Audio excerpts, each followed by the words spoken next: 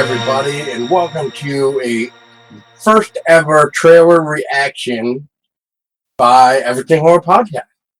And I am Paul Dolsky this evening with two of my favorite people, one other than the lovely fiance, Tessa Baker, and the other douchebag of all douchebags. No, I'm joking. The other awesome guy that we always love to have on here, Tristan. Not. That's right, Tristan. Not. He will not you to F up. Wait, what? Anyway. So, listen, we work at the same company. You better watch it. I know, right? I don't want to do my Mickey Mouse impression on you all the fucking time. So. Anyway, yes, I am feeling better. Thank goodness gracious. So anyway, on board. So tonight we have not only trailer reaction, but we're going to try something a little bit new too. Upon the trailer reaction, we're going to discuss our opinion on 3 different types of topics. And this is going to be very interesting, I think. So, without further ado, let's dive right into that. So, Tessa, what are we going to be talking about that's going to be shaking up the future of gaming pretty soon? Oh, you mean because of the fact that we're going to be getting consoles as a service on PS5s? Yes. That's fucking ridiculous. Yes. Now, Tristan, I know you're a big PS4 person. Now, what are your quickly first thoughts before we really dive into this? When I first told you about this, what was your initial reaction to this? That I will never buy a PS5 because it's so expensive just to get the console now, and now you have to pay for the online, the PlayStation Plus, and PlayStation Now, and it's just expensive. It's going to be expensive. Right. And it's not just PlayStation that's doing this either. It's Xbox as well. Let's start the category off with the Xbox. Now, according to this really interesting article from PlayStation Lifestyle, Microsoft announced that the Halo Master Chief Collection is going to be heading to Steam now. Now, everybody should know that game because, I even remember that game because I fucking hate the game and I hate Bungie. But the point of this is, who would have thunk, yes, I said thunk, that this retarded game was going to now become a keyboard and mouse? I sure the hell didn't. Tristan, what about you? I'm just dumbfounded with the whole idea. I'm just stumped. It just makes no sense. Right. And not only will this Halo disaster come to Steam, but they're also talking series such as Uncharted and the famous PlayStation series God of War onto keyboard and mouse. Now, oh boy, Tessa, you used to love playing all the God of War, and you haven't played the new one yet. So, what are your thoughts on God of War now coming to possibly keyboard and mouse? I don't know how I feel about that, honestly, because I've always played God of War with a controller, so I don't know how I feel about it coming to like a PC essentially for like keyboard and mouse.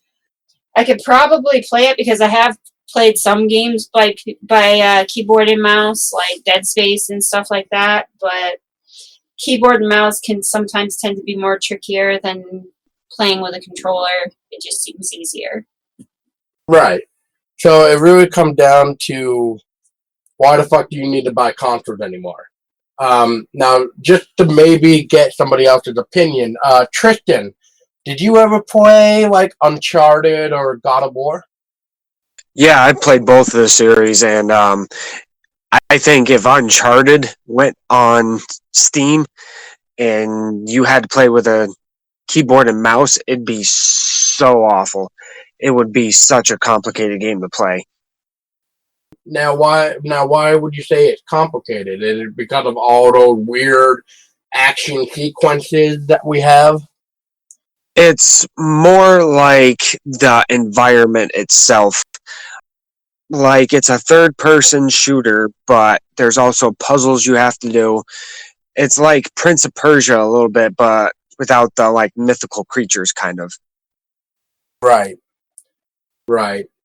Yeah, I also remember there's some awkwardly weird situations you gotta do too. Where like there was one I believe in Uncharted 2 where you're like up on a pole getting shot at, so you have to like ring around the roadie with a pole and shoot everybody.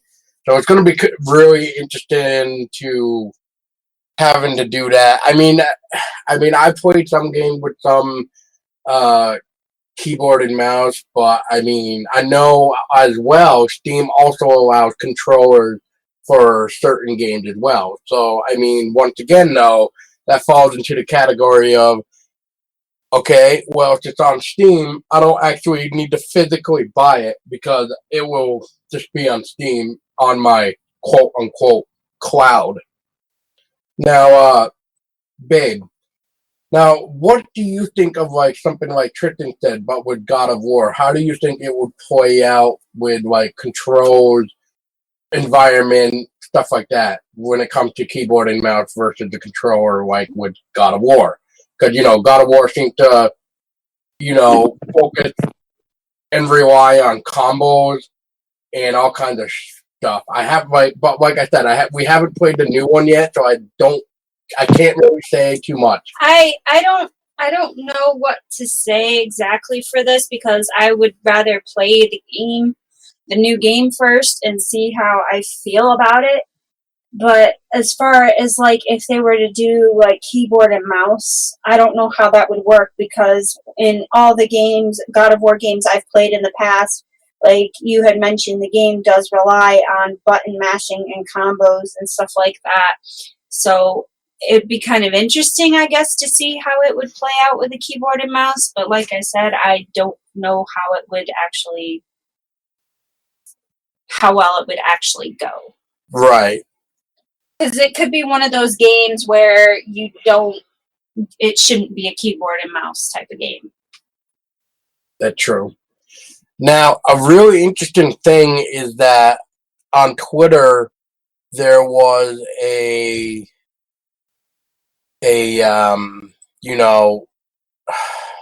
some tweet going on. I don't really know what the original tweet said, but however, the tweet was saying something about something along the lines of the whole. Well, if you don't need to buy consoles anymore because it's going to be do we need to buy consoles anymore because of this weird transformation when it comes to like I mentioned with Uncharted and God of War. And anyway, we have a Game Daily Biz Amanda that actually tweeted, and her tweet pretty much sums it up nicely, and that is, honestly, you probably won't need to, meaning buy a console. And Microsoft isn't going to care because their money is in cloud services. Apparently up 24% as of last quarter. And this is going to make, and she put in all capital, bank. We're heading into a service cloud war for attention for the next generation. So instead of, owning it, you're pretty much having it on a cloud with a service. It's really weird. I don't really know how I feel about it because I just remember a lot of button smashing. There was a lot of weird things going on with Uncharted, and I just don't give a flying fuck about Halo anyway. So it's weird though because it's if this is the new generation, which is going to be a gaming service console, whatever, like Tristan said. So now, not only with Xbox do you have to pay for the Xbox console, a Xbox Live, a Xbox Game Pass, and now you're going to be needing to pay for the service of whatever this new generation is. That's a lot of money. And even though that it seems to be a service that's supposed to have every single game where you can play it with whoever and whenever you want on any type of platform, it seems like. But I don't know. I don't know how I feel about this. And, it's really weird, especially when Xbox has been throwing a lot behind its own Xbox Game Pass. And it was shoring up the Xbox Live services despite declining console sales. The idea is that you can be a part of the Xbox ecosystem from anywhere and on a variety of platforms, not just limited to a single box. And then somebody was also mentioning that if you are skeptical, look back at a blog post from Microsoft. Apparently that was posted last year. And it's about this very thing. And it's in quote, "The future of gaming is a world where you are empowered to play the games you want, with the people you want, whenever you want, wherever you are, and on any device of your choosing." And that was apparently the announcement for Xbox's project called xCloud, which was a cloud-based gaming service, specifically from a hardware of a console. Now, that just seemed, like I said, way too much. Now, but I mean, if we're paying Steam, then that's, I guess, one thing. But if we're talking Xbox and PlayStation, which we'll get into that, I'll get into the PlayStation. But for Xbox, like I just said, you're gonna have to pay for an Xbox or really anything, because they're trying to say anything that you buy is not going to have you be limited. But let's just say you need to get an Xbox, you need to get Xbox Live, now you need to get an Xbox Game Pass, and then you're going to need to pay for maybe the gaming service here for this cloud service thing, if you have to pay for it. That's 4 things right there for Xbox. So my final thoughts on this Xbox topic real quick is I'm not liking the future of gaming at all. And for Xbox players, if you do have to end up paying for these 4 things, the real question is, are you sure you want to stay gaming? You just took the words right out of my mouth, Paul. I've been considering not playing any video games after the new gen does arrive. You guys both took the words out of my mouth. Like I've been noticing I've lost interest in gaming almost altogether. Online speaking, and Paul and I barely play any games as is, and pretty much we've been playing hidden objects games lately, or every once in a while dabbling into ESO. But we even did away with ESO Plus because we just don't play it enough. So like you guys were saying, I hate to see what's going to become of gaming when this new generation hits. This next segment is trailer reactions. So, my first trailer I want to introduce to you guys is, the name is called Cry Havoc.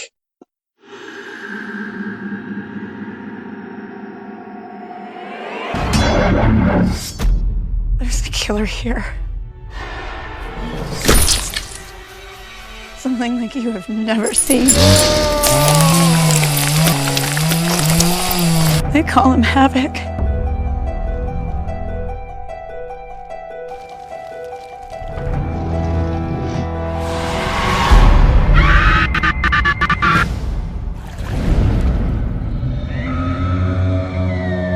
Calling all units. There's a policeman inside the perimeter. Find him before he disrupts Havoc.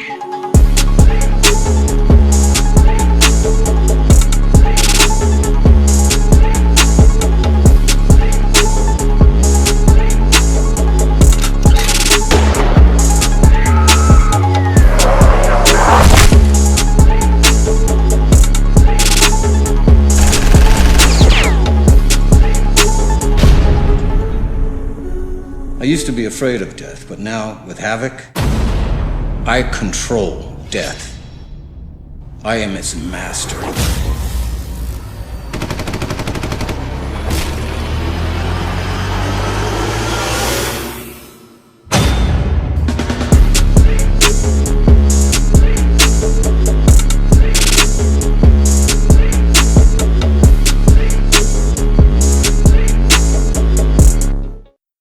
Cry Havoc is a film that's coming out sometime this year.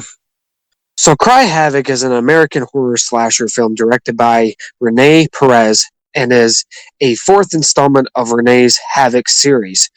A little brief synopsis I found on horrorpedia.com is that the story is about an ambitious reporter who has an interview with a well-known criminal in a suspicious facility over supposedly having something to do with the release of serial killer named Havoc.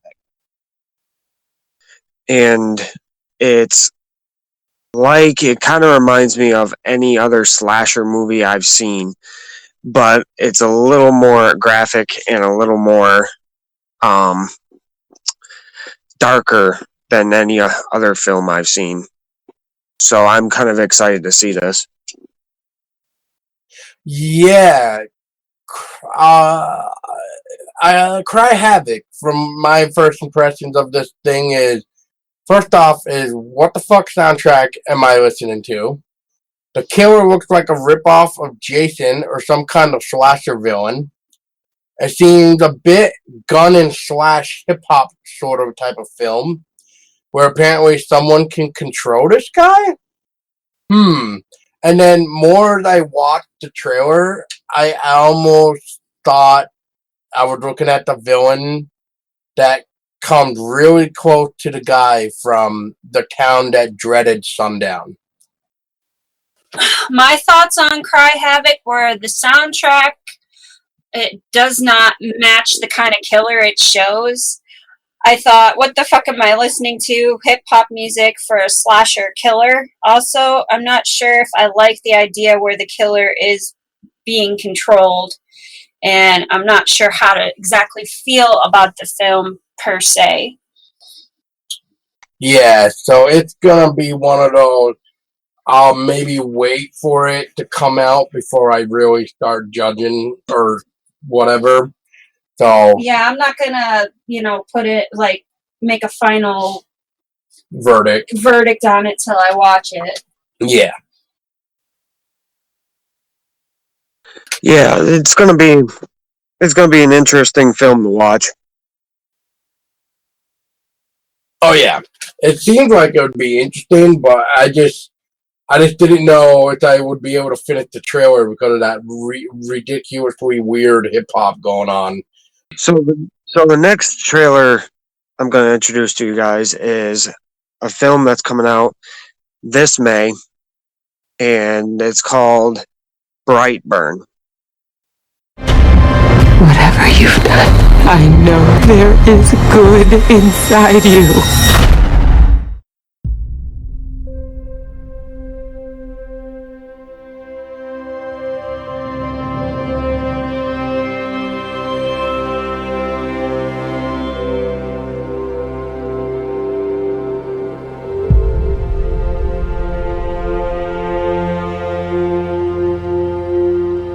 Who am I?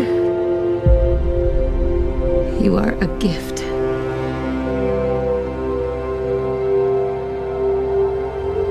I know it's been difficult for you lately that you feel different from other kids.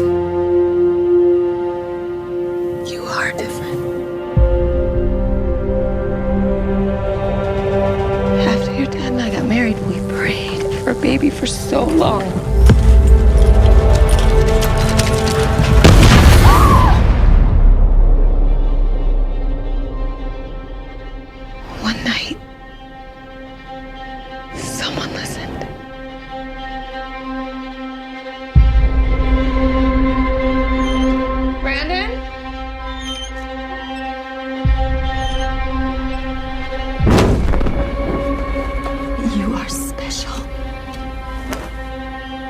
We believe that you came here for a reason. He was in the barn. Did he find it? No. It was like he was drawn to it. He may look like us. He's not like us.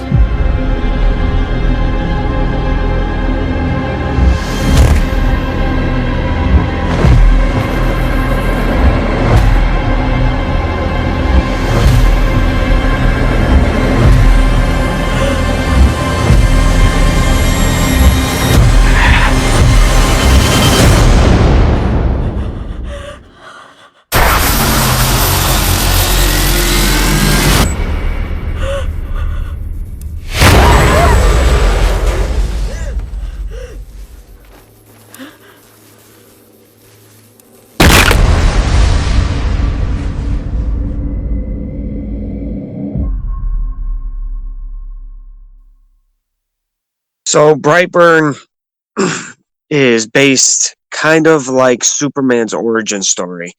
He's an alien, he falls to Earth, and instead of being a superhero, he's going on a killing spree.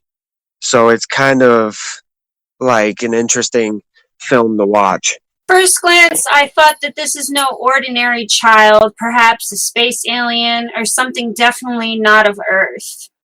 He has abilities and strength that are not of a human magnitude, is what my first initial thoughts were when I watched this trailer. Yeah, when I first saw the trailer, at first I was wondering if it was some sort of like a burning star child or kid, because it definitely wasn't a normal child, or it was even weird looking. Like, it wasn't weird looking, I should say. Like Tessa was saying, he seemed to have the different abilities and strengths. Like, an example would be, especially with his strength, is he's like sitting down, I believe trying to eat something, but he's instead biting the fork and bending it just by just having it in his mouth and chewing on it. I think another thing that we kind of saw was like it looked like the kid was lifting up from the ground, and it just. Oh, what do you mean, like levitating? Yeah, levitating, and it just looks like it could very well be a great movie, but once again, it's And maybe he has like laser eyes or something, or some kind of telepathic powers because he rips the door like open. Yeah, and then he like flashes into the person. Yeah. Yeah, flies. Yeah. So I guess I'm gonna say I'm gonna be in the same boat of Cry Havoc. Is I will wait for it to maybe come out, but it does look good. It looks better than Cry Havoc for me, that's for sure. Yeah, it definitely does look better than Cry Havoc. It looks like it makes a bit more sense in some areas, I guess. So it'd be interesting to see how Brightburn plays out. I'd definitely be willing to give it a watch.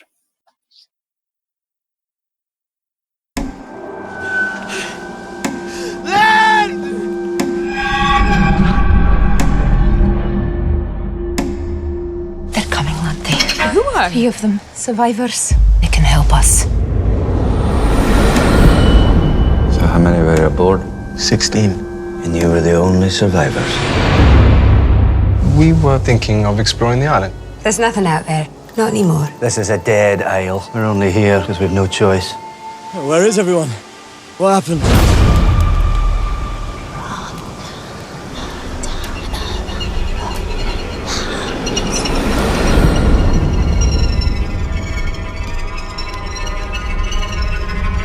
I have a bad feeling, sir.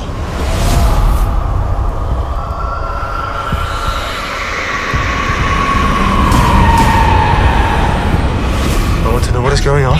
It isn't safe. This is happening again. It's this island. What the hell is going on? You tell me the truth and you tell me now! Leave now, you mustn't be here. You leave them be!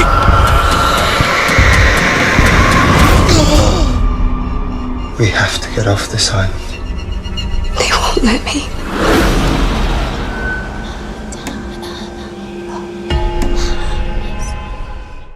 The Isle is going to be released sometime next month and is set in 1846 on a remote island off the west coast of Scotland. A heavy storm causes a merchant ship to sink. The film opens up with its three survivors rowing through a thick early morning mist. Lost and disoriented, the fog begins to clear and the isle appears before them. Abandoned except for a four-soul resident, an old harborman, a farmer, his niece, and a young mad woman. The Isle is anything but welcoming. These people clearly haven't seen anyone from the outside world for some time, and their reluctance to help the sailors back to the mainland is evident. Once rested, the three men are desperate to return home, but the promised boat never appears. One of the sailors starts to question what happened on the island and why the people abandoned it so quickly. Through his investigation, he discovered that every year around the same date, a tragedy at sea would occur, and young men from the island would perish. When his two shipmates meet with fatal accident, the myth of a ghostly siren haunting the island leads him to try and uncover the truth while he battles to save his own life and escape the clutches of the island. I personally think this film looks great. It definitely reminds me of one of my favorite films by Robert Eggers from The Witch. I know a lot of people hated it, but grow the fuck up and Stop being haters. Stop being haters because you don't know a good film from a shitty ass motherfucking jump scare film. Now, anyway, since that's out of the way, but we got to remember though the atmosphere and the sounds of that freaking isle and the soundtrack. It already gave me I need to see this when it comes out.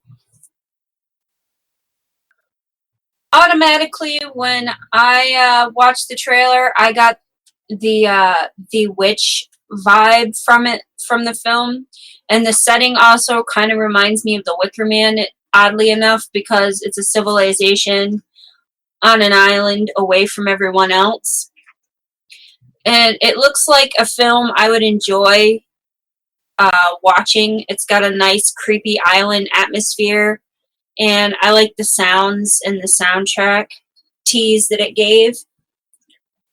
So overall, I am looking forward to actually seeing this film. It looks like something I would really like, because I myself, along with Paul here, we both like The Witch. Yeah, I'm interested in seeing it myself. Like you said, Tessa, it reminds me of The Wicker Man because it's like kind of like the same basis but a little different. And it's kind of interesting to hear how the soundtrack goes in it because I listened to a little bit of it and it's intriguing to me. And I'm kind of interested to see this movie myself.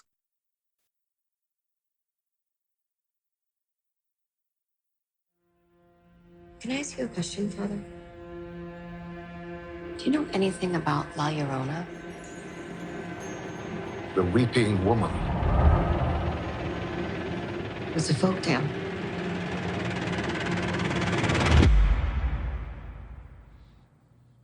To some.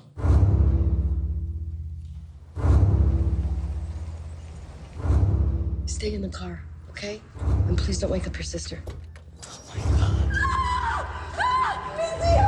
It's your fault! I tried to stop her! Who did you try to stop? La Llorona.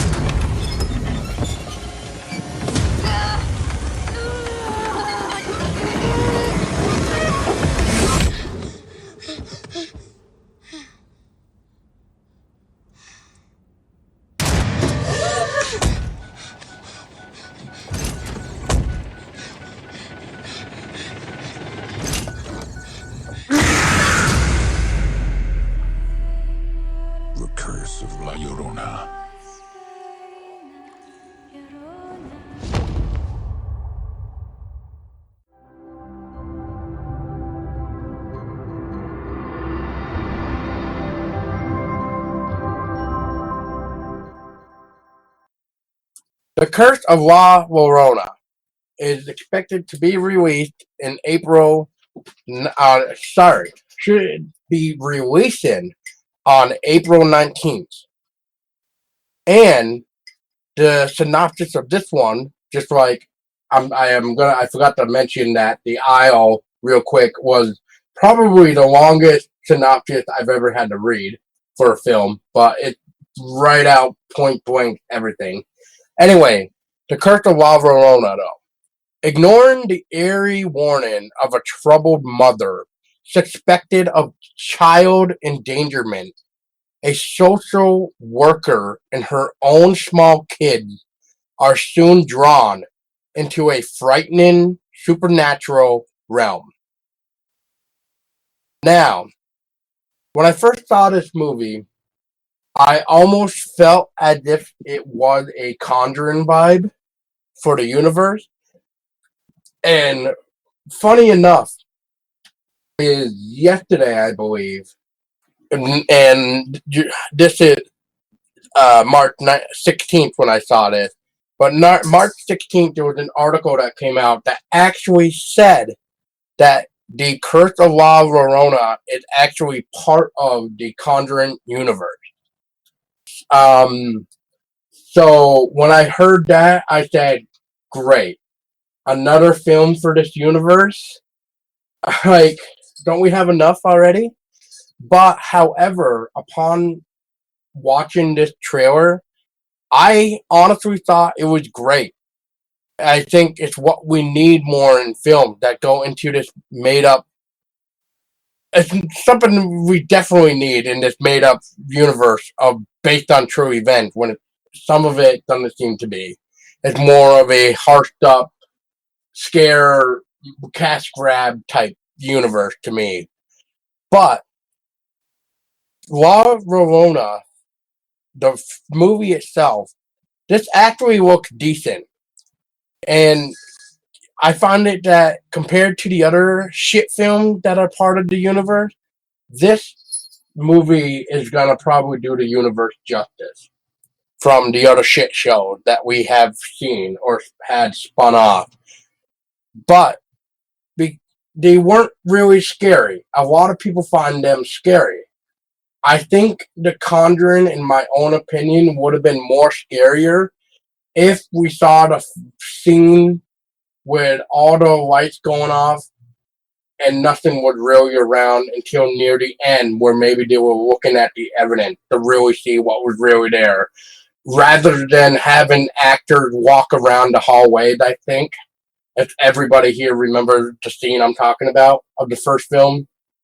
But I just find it to be such a wasted opportunity to try to make it scary when all they really did was just throw an actor to make them as the ghost, just to show you that something is walking by, and that's why the pictures are going off, which in my opinion is probably the stupidest thing they could have done. But, however, to finish up my ranting, I will probably watch The Curse of La Llorona when it becomes free. I'm really excited about it. I mean, I like the Conjuring series a lot. And with this being in its universe, I'd like to see it get better as we go along. Well, my thoughts when I watched the trailer at first glance, I immediately got the Conjuring feel from it, like Paul did. And I'm not sure how to feel about this film yet, to be honest. But seeing as how I've pretty much seen almost all the Conjuring universe films to date, I'm willing to give this one a try just to see if it could do the Conjuring universe justice, like Paul says. Yes. So my final thoughts on The Curse of La Llorona is, let's just hope it actually does do the Conjuring universe justice, and that it actually is scary. Yeah, not based off of jump scares. Okay, so first up on my trailer reactions list, I picked out the film The Prodigy.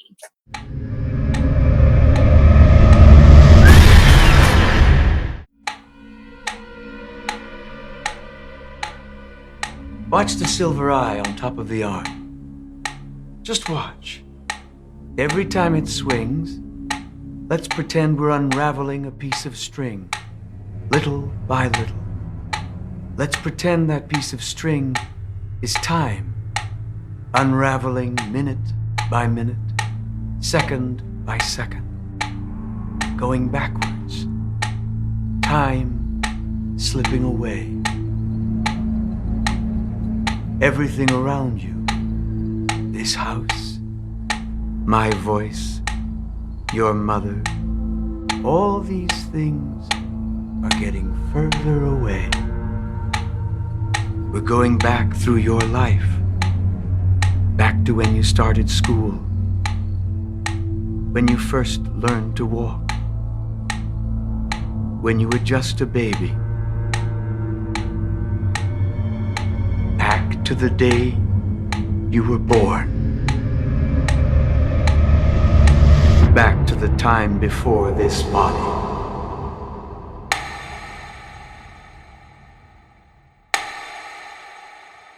I'm no longer speaking to Miles. I'm speaking to the person who has taken residence inside his body. You came uninvited. Tell me if you can hear my voice.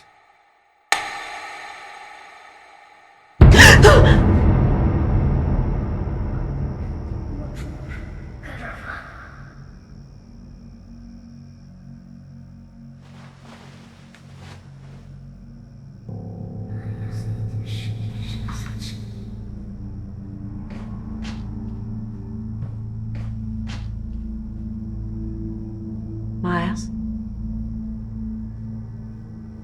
Miles, what's wrong? Mommy, I'm scared. Come here, baby.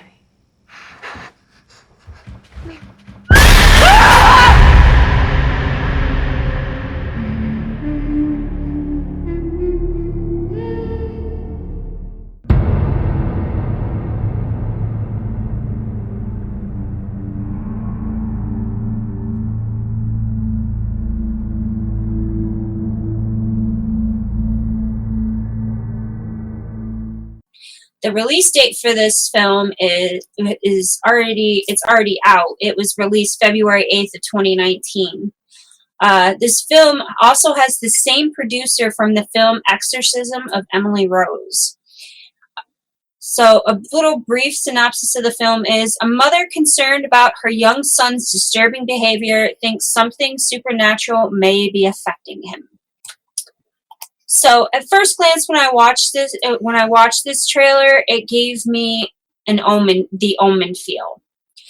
The reason for this is because I felt like it was kind of like how it was with the Omen, where the boy was taken over by a supernatural force. Not necessarily sure if it's the devil by what I've seen in the trailer, but I've always found horror films that use the elements of children, whether it be sound effects or children as the source of evil, to be quite creepy and unsettling. I have seen that there is a film out with the same film title, but they use a girl instead of the boy, like in this one. Yeah, upon watching this as well, I figured it was a projection gone wrong. It seems that that this main boy character has multiple eye colors that is going on with Miles. One is like a light blue, another one is like maybe a brown. Kind of hard to tell with the lighting of the trailer, but there's definitely multiple eye colors going on. And I'm gonna have to agree with Tessa about children in horror is normally 10 times better than anything, really. And another film that I really enjoy that uses children as villains, besides the famous Children of the Corn, is the movie from 8 Films to Die For called Wicked Little Things. If you have not seen that, I would suggest definitely looking it up. It used to be on Netflix. I don't know if it's still there. If it's not on there, just definitely try to look around, because Wicked Little Things is a nice little horror movie based off of children being used as villains. However, though, my final thought on the Prodigy would be I would probably watch it, but I really do not know how to feel about the film at this moment. Well, I'm willing to give it a try. I mean, I'm not 100% positive of how I feel about it, but it seems kind of interesting, even though we've seen the concept before similarly in other films. I wouldn't mind seeing it just to see how it plays out. Yeah, I'm excited to see it. It kind of reminded me of another film I've seen, which was Case 36. I don't know if anybody's seen that, but I recommend that very well. But I'm kind of excited to see how this film plays out. You know, it's like one of those films I feel like it's going to be different endings and like kind of mind benders. So it's going to be interesting to like see how this film comes out. Agreed. Okay, so next up on my list for film reaction trailers, I picked the film The Final Wish.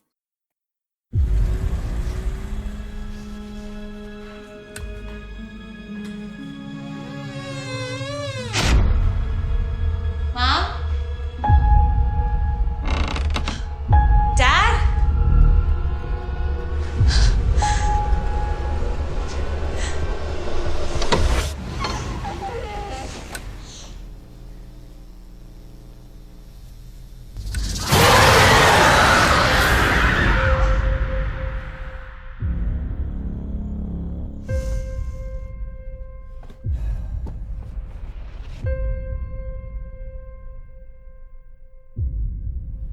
Ever since I found this thing, I don't know, some weird stuff's been happening.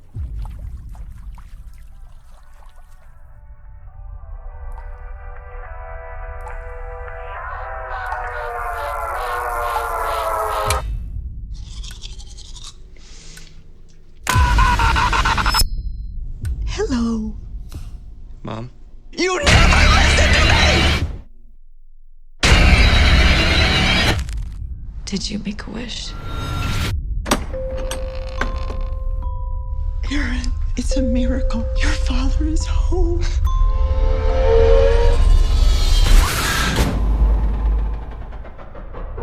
The universe demands balance. For there to be life, there must be death.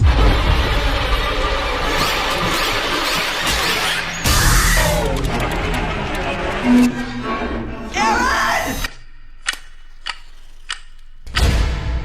Do you hear that? In the Bible, they're known as demons. In the Quran, they're called jinn. The jinn can take any form.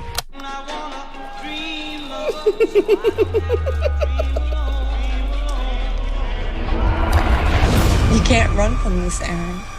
It's gonna follow you. It gets stronger with every wish.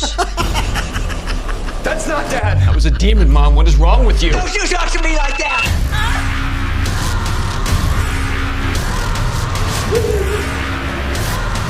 What have you done?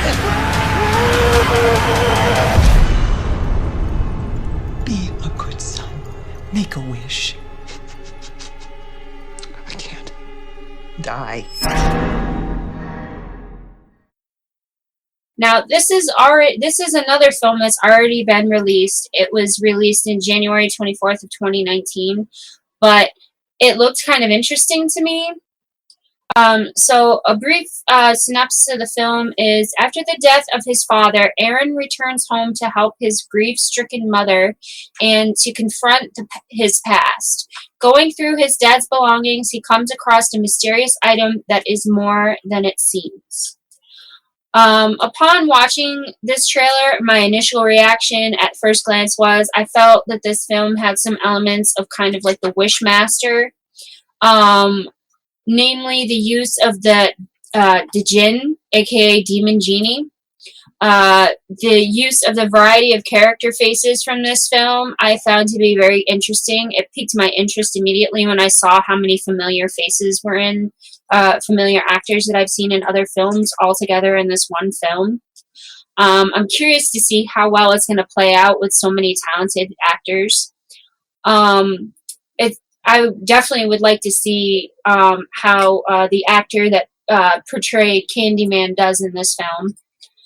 Tony Todd. Yep, because Candyman is definitely one of those movies that's on my list of favorites. I've always liked it, so it'll be interesting to see how it plays out. Yeah, I mean, I guess for people that may have already heard, if not, I did actually do the trailer for a trailer reaction for DK Mag once upon a time, and that was like a while ago too, but I honestly forgot exactly what I first said about it, but to me it kind of seems cool and stupid at the same time. But I will give props to the practical effects of the demon. It looks really well done, and he does look kind of creepy. And let's face it, let's all take a look back at that stupidly retarded demon from Annabelle. At least this one looks better than that piece of shit. But I don't know if I would see it just because it already looks like something I've seen, which would explain your Wishmaster vibe. And I love the Wishmaster series. I actually still need to finish all of them because, again, I should say, because... and I don't think you were aware of them until I told you about them either. No, I knew about them. Yeah? Yeah. Yeah, I've already had like 2 and 3. I ended up giving my double feature to Jerry. But I just ended up converting them all over to Blu-ray. Yeah, I'm kind of iffy on this one. I mean, when I first saw the demon, I thought it was a mummy. But I think it's going to be interesting to see how Wishmaster meets a ghost story, you know? So, it's going to be really... I need to ask you now, how the hell did you get a mummy vibe out of this? I have no idea. I looked at it, and I'm like, what? Must have been... I don't know. It's the urn, isn't it? Yeah. I'm willing to give it a try. Like, I'm willing to, watch all the other films that we've discussed in this segment. Like, I'm willing to give it a try just to, say that I at least watched it once. And I'll give my, final verdict on it after I've watched it. But I'd rather see for myself just if it's any good or not. And if not, then I can just cross it off the list and say, well, hell, I tried. So, heading back into the topic of the whole console future of being a gaming service type bullshit. So another thing that was really interesting that the article suggests, which I kind of find their wording a little bit kind of stupid, so bear with me on this. The article's way of stating it was that this new way is, this new topic, I'm going to say, is like a quote-unquote Netflix / Spotify of games, which, in a way, to scratch what I just said, and let me explain how this could be a lot more sense from an email I recently got. And Tristan can back me up on this because I even told him about it. The email states, So, if you actually sign up for Spotify Premium, which is like $10 a month, not only will you have access to unlimited music on Spotify, but now you will be granted the access of Hulu. Now, I know Hulu is one of those type of streaming services where you get to plan your, or you get to pick your type of plan, where I think it's like $10 a month, $12 a month, and depending on that, it's like, do you have some ads or not really ads at all? But the way I'm looking at this is that I think this is kind of interesting how the third-party companies are teaming up, and that is like I just mentioned. So Spotify now teamed up with Hulu, and for one price you get two services instead of paying $10 for each or $12 for Hulu. But the point is, instead of spending $20 for separately of Spotify and Hulu, you can just spend one price of $10 a month, and you get Spotify and Hulu. Now, the reason why I bring this up is because, as we were talking about, Tristan, you remember with the Halo Master Chief Collection, how Xbox was explaining people that would love to play Halo but it's not on PC could now finally get it on PC through Steam. But that's not all, ladies and gentlemen. You can now access your Xbox Live account through Steam, log in, and play Halo by using your Xbox account without having to even use a single Xbox system. So, Tristan, you brought up a point before we started this. What were you saying about this situation here? So my thoughts about this was now Steam's teaming up with Xbox, and they're both really popular gaming devices or like companies, whatever. And so now they're teaming up. So say you go and play Halo on Steam and you access xCloud, as they call it, you can still play your gaming file on Steam as you do on Xbox. So what I mean by that is your saved file on your Xbox should be able to play on your Steam. Yes, exactly. And it would make complete sense, because why else would they try to announce it as an xCloud? And it's just a one way of saying, hey, look, you may not have a system, but we're going to bring you your account in a new whole way of playing games.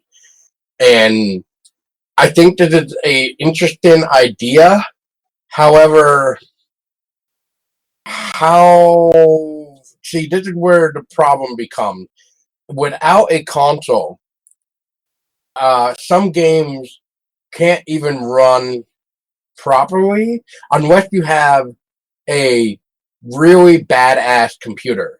Like, for somebody like me who doesn't really have a badass computer, or maybe even Tristan doesn't really have a badass computer, but my point is, we would need the console, because the console would have that ability to be able to play the game without having any hard time running, if that makes sense. Tristan, what do you think about that? Yeah, I think it's going to be running into a wall because, say for instance, you save your file on xCloud and all of a sudden you can't find it. What happens if xCloud is just not working at all and you can't access anything? So I think that's where they're going to run into a big wall that they can't get over with. But also, it just hit me, Paul, with this is kind of like backtracking, but also with the Spotify and Hulu and now Steam teaming up with Xbox, I'm thinking maybe they're trying to promote or trying to help these companies advertise their product. True. And I think it's more of a way to expand their products as well. Rather than having it on one system, why not, like I said, expand it out to those that would rather play on a PC rather than having to go out and buy a whole console. I think that's also another way of looking at it as well. And also with, like I was saying, with the xCloud, and you save your stuff to it, it doesn't work. I think also what I said, it was cause them to have like a big wall because they can't get over it. And right. I think the only reason they're advertising this and making xCloud is so people would actually buy this. They're trying to advertise it so much that they're trying to sell it without even being out yet. They're making xCloud sound like this great, amazing thing, a new addition to the gaming world, and they don't even know how it works yet. True. They might know how it works because, like I said, I mean, Steam has to have a way to allow you to log into your Xbox, but that brings into the whole Sony aspect now. As far as we know with Sony, before I go into this a little bit too far too, but just to throw it out there, we have no idea what Sony is even planning. If they even tried looking at these, if they have not looked at it, we just don't know. And, it makes me wonder exactly, though, how this whole Steam and Xbox thing actually works. And for people listening right now, I am looking at the Steam page for the Halo, the Master Chief Collection. And right now, it is coming soon. There is no release date whatsoever. And yeah, it's going to be interesting, I think, as we go into this, to see how exactly will Steam make it so that you log into your Xbox account in order to play Halo, if you have an Xbox account, I should say. Yeah, this is just going to be one of those things that it's going to be confusing. We just got to wait and see. We got to wait it out and see. Right. But hang on, before I move my train of thought, Tristan. Another thing that the article mentioned is that Nintendo Switch recently did something similar like this, I guess, with, I don't know if they mean similar as in Steam or if it's Xbox and Nintendo Switch. They didn't really quite clarify, so please bear with me when I say this, but apparently Nintendo Switch mentioned something about crossing over to other platforms with the game Fortnite, I believe. So it's like a cross-play sort of deal. So if I'm understanding this could mean two different ways, because the person who wrote this article is a dumbass and doesn't really go into the clarification that well. So what I'm taking this paragraph as is that Nintendo Switch people may have been playing with Xbox players as well, if not Steam people, or if not both systems, as in Xbox and Steam. Well, that also reminds me of a new game that just came out, Apex Legends. It's a battle royale game. It's actually very fun. I play it. I was talking to a friend of mine. He lives up in Maine. He was telling me on his PC soon, he'll be able to cross over to an Xbox or PS4. So if he's playing on his PC on Apex Legends, he can actually play with people on PlayStation 4 or on an Xbox One. So I think that's going to be a new thing as well. Well, we have had PlayStation crossover with PC people for the game Rocket League as well, just not Xbox.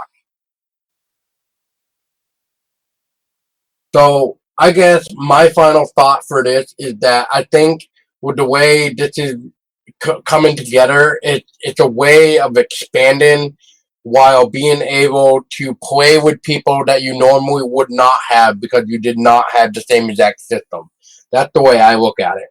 That would explain I think I mentioned it maybe in the last segment. If not, I'll just say it now. That would mention or make sense for the whole, we can play with anybody, anywhere, anytime, any platform, no matter what.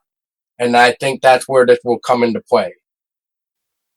I think it's a cool idea. However, I still have a bad feeling about it.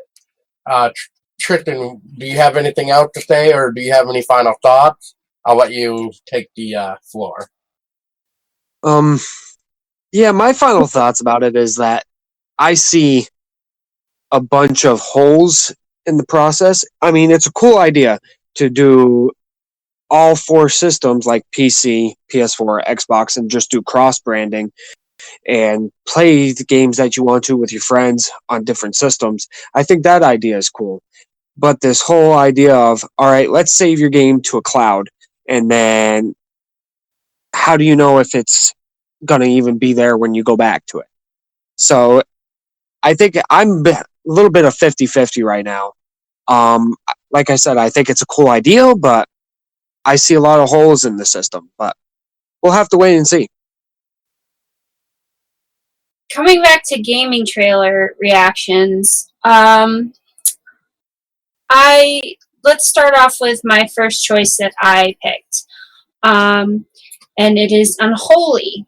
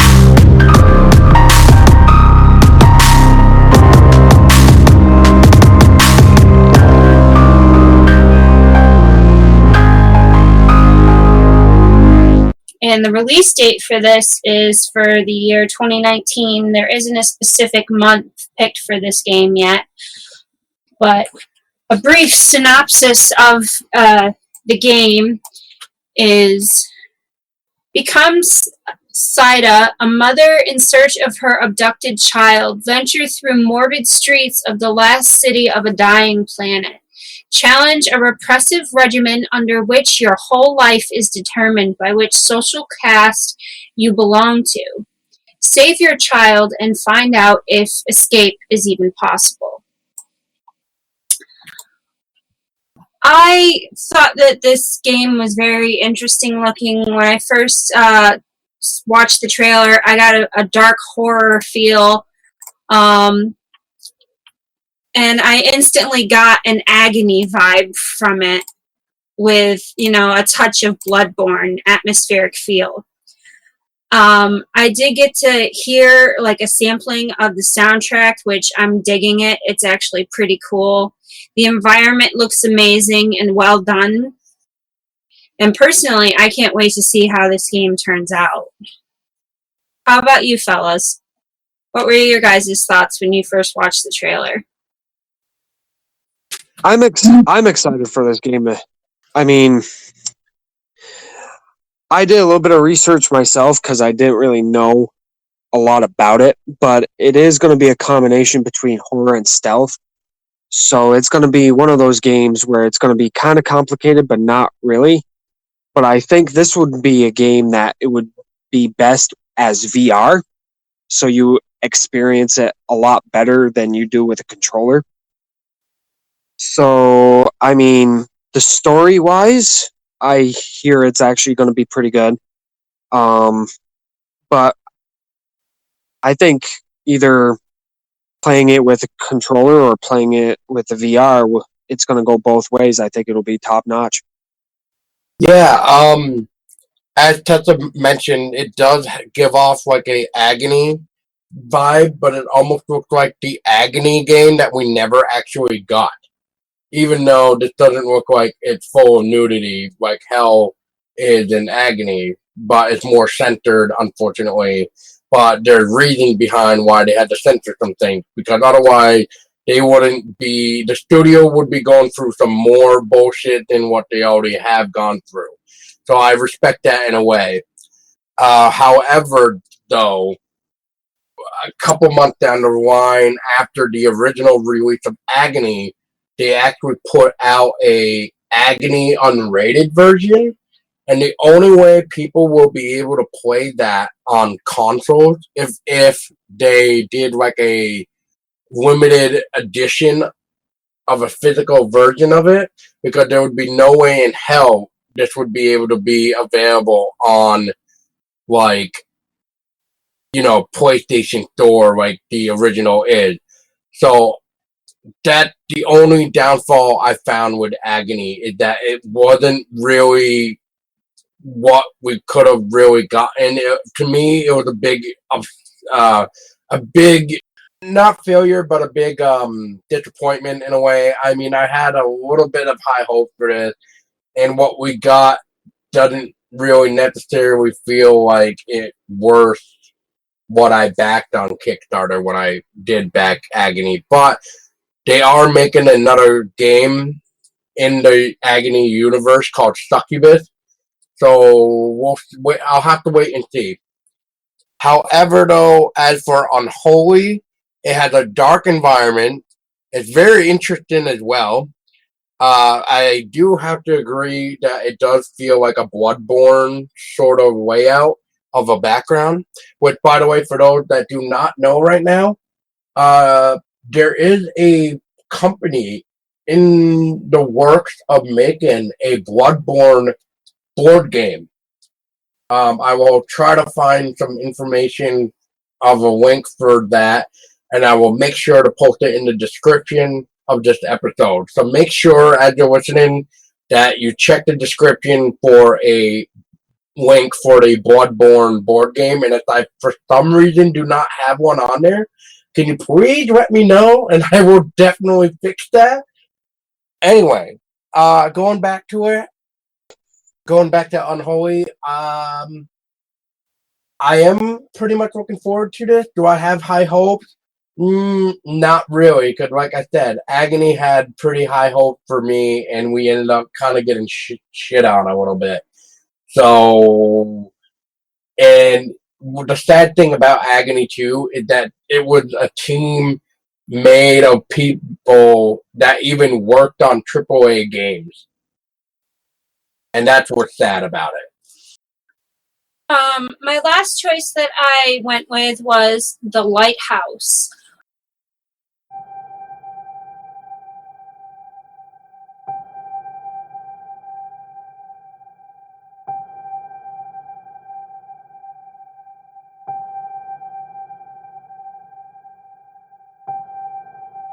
When you were in Mommy's tummy, Mommy's sister went to heaven.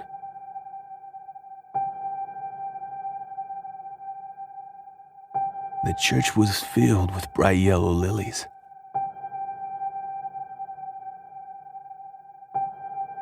And she looked at me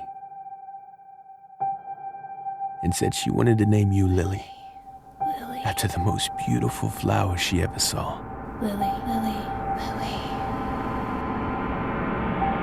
Daddy, do you think I'm beautiful too?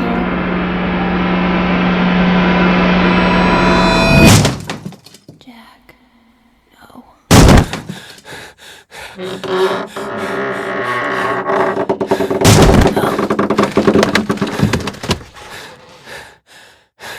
No. She's here.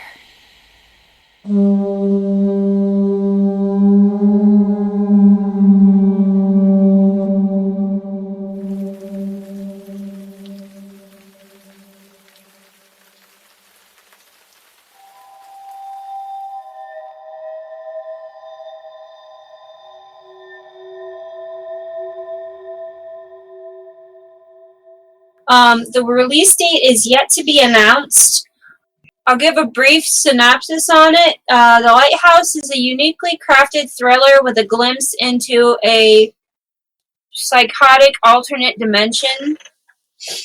Private investigator James Irvine finds himself lured into a haunting neo-noir world in search of a missing young woman named Lily Beaumont.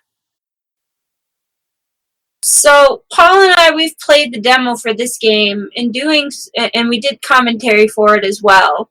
When we both sat down and played through the demo, we found it was visually, it was beautiful, and the soundtrack, just don't even get me started. It's just lovely. Personally, I can't wait to dive into this game once it's released. I just think it's just overall very visually appealing, and I can't wait to see how it develops once it comes out. Yeah, as for Tessa stating that we've done gameplay and game commentary and stuff, we've actually done like 2 videos of the Lighthouse. One of the creators actually was telling me about a secret room, and because it seemed like it wasn't working for me the way he was trying to tell me something, I didn't realize I had to be in this specific angle, and I believe I even mentioned that within the game commentary of the secret room, which apparently I was the first person to even upload a video about the secret room, which I thought was very interesting. So, yeah, I don't really know how I really think about that, but otherwise, cool, I guess. But I will have to say, too, that the soundtrack by Mimi Page is phenomenal. It's beautiful. It's haunting. It's everything we would practically want for a nice video game atmosphere, such as The Lighthouse, I think. And I definitely cannot wait for this game to come out. Yeah, I see that this game is on Steam. Am I correct? Yeah, it's going to be coming to Steam and consoles. And I like the story so far. You know, I have bad hearing, so my listening to the soundtrack is kind of hard for me. Like, I pay attention to something else. The environment is what I mostly look into, and that's while I watched the gameplay trailer and watched the trailer itself, I like the environment a lot. It's very eerie. It has that kind of like, I don't know how I should word it, like that tweaky kind of environment, like kind of plays with your mind a bit. And that's what I like about it the most is, I mean, that part about it is right on point, and I'm kind of excited to see this game as well and see how it goes out. I promise you, tonight we shall dine like kings. But the feast isn't on your plate quite yet. No! Go, Leon! Don't lose the scent! This sunshine won't last long. We're lucky to be in this house. Mother? Shh! You are to stay here with your brother. Move! Come on! I won't ask again. Where is your son? Amicia! You have no idea. Leave while you still can. Kill the sister! Take the boy alive! You must protect him. Are you stupid or what? I am not stupid!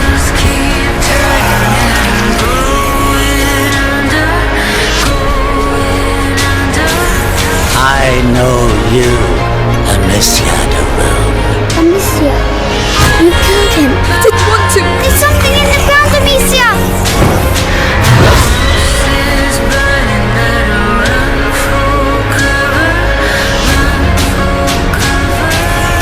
I'm sorry, I'm sick. No.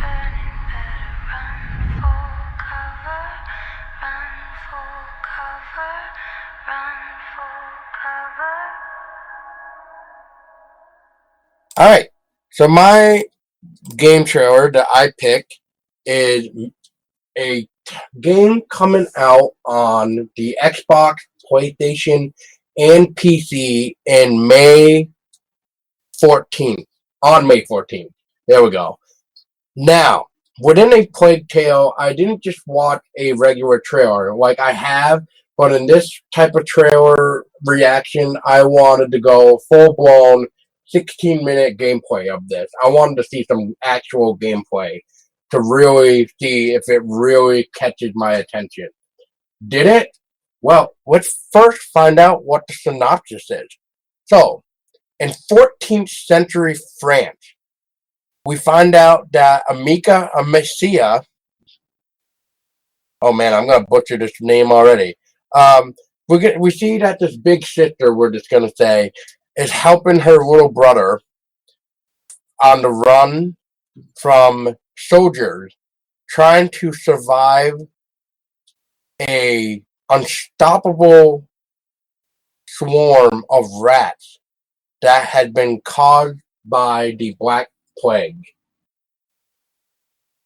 So my initial thoughts in general before the gameplay trailer, because I don't know if Tessa or Tristan has seen the other actual trailers before maybe the gameplay, but in my first reaction of even hearing about this game, I was just more interested when I heard Black Plague. Now, because we haven't really seen too many games delve into the Black Plague, so it is very cool to see what this game can bring out. And then as soon as they mentioned the rats are part of the gameplay in a huge way, and we get to see that too, of how much these rats are vicious if you're not careful. And the gameplay even shows it. Which I will bring into it right now is that while upon watching this 16-minute gameplay, I'm going to flat out right now say I love the game mechanics. The idea of trying to survive with your little brother from the Black Plague by using anything and everything, really, if you get what I'm trying to say while explaining it, is like, so the rats hate fire, of course. So the only way you're going to get by rats is by using a torch with flames. And that comes into play a lot. Another cool thing that we see within the mechanic is a swing shot.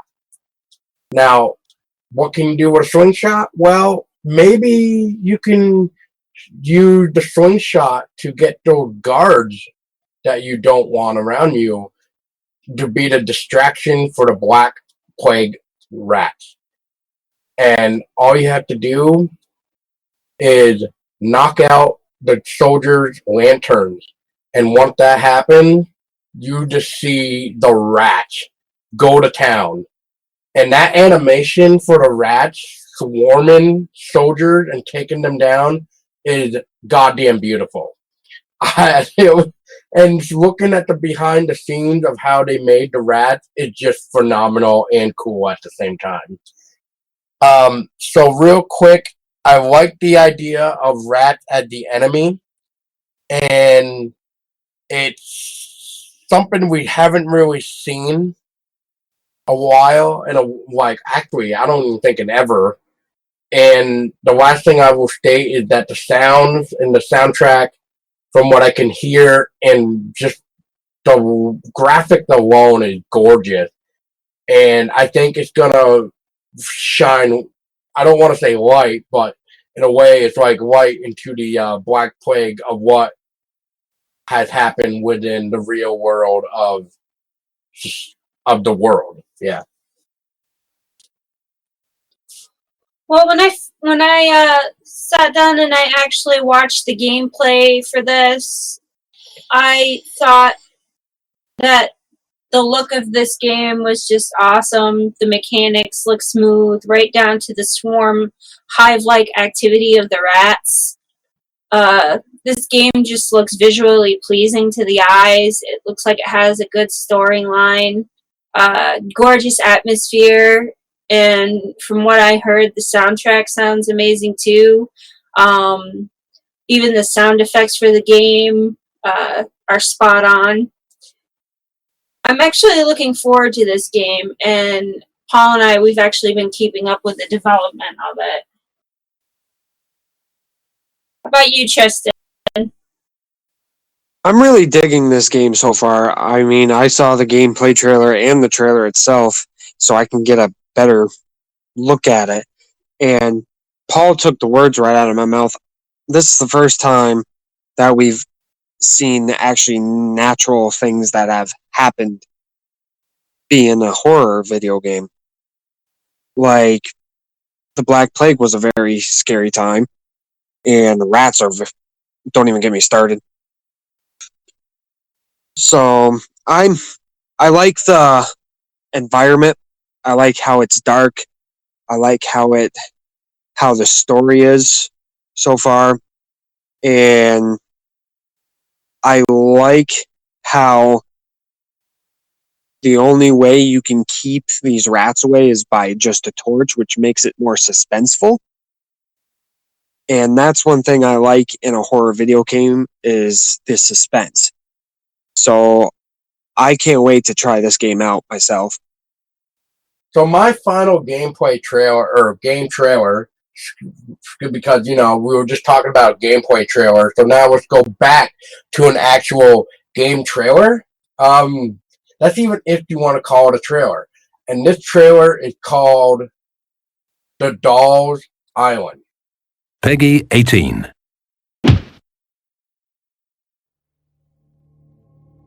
The raindrops pelted my helicopter windshield like a nagging wife whose husband gave her deaf ears. I hated the rain. I hated Mexico. I hated Latin America. Picking Mexico as a vacation spot was my wife's idea.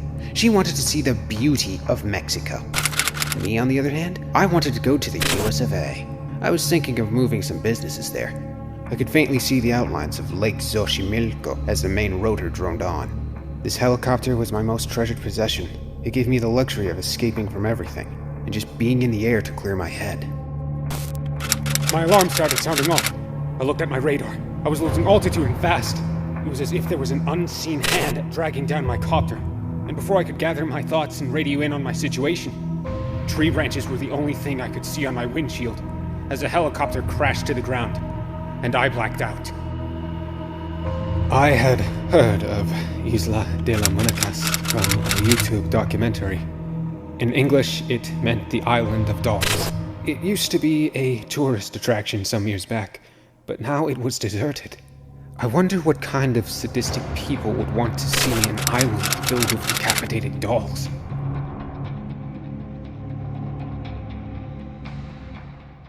It's an upcoming video game from a studio called Red Umbrella Games, and this is the synopsis. I have no fucking idea. There's nothing on the game whatsoever. I cannot find anything about it recently until now, and this game has a very lengthy synopsis. And so I'm going to just read a little bit because this is, like I said, ridiculous. Anyway, so the game synopsis to the Doll's Island is as follows. The raindrops belted my helicopter windshield like a nagging wife whose husband gave her deaf ears. I hated the rain. I hated Mexico. I hated Latin America. Picking Mexico as a vacation spot was my wife's idea. She wanted to see the beauty of Mexico. Me, on the other hand, I wanted to go to the United States of America. I was thinking of moving some businesses there. I could faintly see the outlines of some lake, because I am not going to pronounce this lake right, as the main rotor droned on, my bad. This helicopter was my most treasured possession. It gave me the luxury of escaping from everything and just being in the air to clear my mind. My alarm started sounding off. I looked at my radar. I was losing attitude and fast. It was as if there was an unseen hand dragging down my copter, and before I could even gather my thoughts and radio in on my situation, tree branches were the only thing I could see on my windshield as the helicopter crashed to the ground, and I blacked out. So dramatic. I had heard of Isla de las Monarchas from a YouTube documentary. In English, it meant the Island of Dolls. It used to be a tourist attraction some years back, but now it was deserted. I wonder what kind of sadistic people would want to see an island filled with decapitated dolls. I tried to gather my thoughts, literally, as in my head was banging with a migraine. I looked around and didn't expect what I got. The dolls looked even scarier on the ground. Most of them had eyes. It was as if the soulless eyes watched your every move, waiting for you to let your guard down. Dolls were littered everywhere. On the trees, some were hung, others were pinned and nailed in different positions. The island caused my bones to shake. I had this cold feeling I could not shake.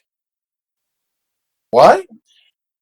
I was beginning to lose the light of day, and hunger was beginning to gnaw at my stomach like an unsatisfied slave master. I had tried to radio to the nearest tower, but I couldn't get any signal. This wasn't how I planned to spend my day, trapped in a creepy island without any knowledge of the terrain. My military background kicked in. I knew I had to find high ground for me to camp and wait out the night.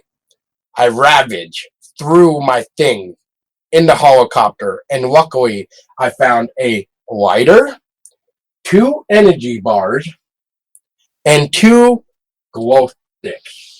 I was grateful. It was pitch black. I couldn't see beyond my light. I started my trek toward higher ground to avoid being caught unaware by some hungry beast. I found a suitable spot to lay my head for the night.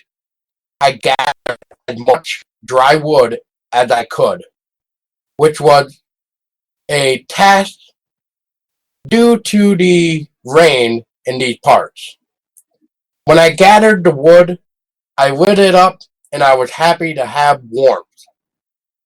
I was awakened from my sleep by whispers from high up in the trees, like the wind was telling tales. The whispers were followed by a loud crackle that shook me to my spine. Wait a minute. Didn't they just say that I couldn't shake? What's going on here? So, I shot straight up. My eyes cleared from sleep. I felt like there was a presence watching me. I looked to the nearest trees, and I couldn't see the dolls around me. I turned and saw fleeting shadows in the dark. A chilling wind blew through, and the fire went off immediately, and it all turned blue. And that, my friend, is the goddamn big-ass synopsis, which, can we say, like, what the hell is going on in this conversation of trying to even tell us what the hell is going on about the game? Like, holy shit. Now, what I just read from you, to you, is from their Indiegogo page, which has 23 days left and has a goal of $20,000. And we're talking about an independent company right now. I just want to point this out. A independent studio. The most interesting thing about this, not only does the plot line seem like I really want this main character to just fucking die, because he sounded like the greatest scumbag ever in a fucking horror game. Anyway, the craziest thing about this Indiegogo game, or campaign, is in order for you to even get a key on Steam or PC, wherever this is gonna supposedly come out on, you have to spend $60. $60 on an independent film. I think the most I've ever spent on an independent film is maybe like $20. Maybe a little bit more. But $60 for an indie game? What the hell? And $20,000 for a goal? What? I just can't believe this. And just for the record, for everybody knows, no, nobody has even supported this yet. It still sits at $0, and it has 23 days to go for this campaign. I honestly don't think anybody is going to pledge this, just because, like I said, who wants to spend $60 on an independent film, independent game, just to even get the game code? What type of decision making is this? A really bad one, in my own opinion. So, the only thing I can really tell you too about this Dolls Island game is that it is based off of the real Island of the Dolls. And that's as far as I can go, besides telling you, I really hope this fucking piece of shit main protagonist dies. Because clearly he does not have the right attitude to even do anything. If he just wants to bitch about everything, especially his nagging wife. So this is my final conclusion, is that as far as playing, I gotta see gameplay to know what the hell I'm looking for. I need to know what the mechanics are. I need to know, is this a first-person game? I need to know if it's a third-person game. I need to know something rather than what the trailer actually gave us, which was a bunch of environment shots trying to lead into what I fucking just read, which was about the downed helicopter catching on fire and this weird-ass cabin in the wood type thing. And it doesn't show any of the dolls. It just shows environment, a rundown crash plane, some cabin in the woods, and just nothing. No gameplay. So I guess my thing is, this is what I think of it. And because of the fact that I will say, this was originally planned for October of this year. However, because of Indiegogo not doing good, they have stated themselves that this game is not going to be coming out this year, and that it will probably take another 2 to 3 years before we see the Dolls Island coming out. Well, I did a little bit of research myself, and the game, like you said, Paul, I have to see a lot more of the gameplay itself to like make a decision about it. But I did a little bit of research myself, and you guys might like this. I know the Dolls Island is based off the real Dolls Island. And actually, Dolls Island is about 2 hours south of Mexico City by boat. And there's like an urban legend that goes there, and I did a little bit of research on that too. I'll send you the website, but the legend goes that mysteriously some girl was found drowned near the island, and the caretaker of the island found her, and all there was left was her floating doll. So he hung it up, and he literally nailed it to a tree for her honor to keep her spirit happy. But supposedly the story goes that he's getting haunted by her, so he keeps nailing up dolls any way he can to please her soul. So it's kind of interesting. To see if they do it like that. Yes, and I have actually heard of that folklore, which it seems really, really interesting. And if that legend is true, that this dead girl's body was found by the caretaker, then, and the only way to make her spirit happy was to get her a new doll that washed up ashore. But can you imagine, I guess the only thing the legend really, I don't think really clarified is how do we know when the spirit of the girl is actually not happy anymore with the dolls that are on the island? I don't think they actually go into that with the legend, but it is really interesting that he would continue to get dolls to please her soul. I did find that really interesting. I honestly really don't know what to think about this trailer, honestly, besides it shows like a creepy atmosphere of a doll island, which is inspired by true events. But other than that, I'm honestly not impressed. Well, here's a fun little fact. Well, maybe not fun, but we'll just call it a fun little fact.